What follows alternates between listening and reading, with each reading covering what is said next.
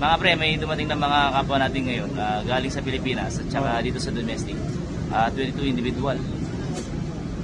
Ano ba sa'yo, Master, yung mga bago natin? Anong mga advice mo sa kanila? Advice ko sa kanila, usually, bago dating pa lang, homesick talagang ano dito yung talagang papasok sa isip mo kasi yung pamilya nila. Oo, no. Pero tatagal lang din Kaya naman, no? Kaya naman. Kaya.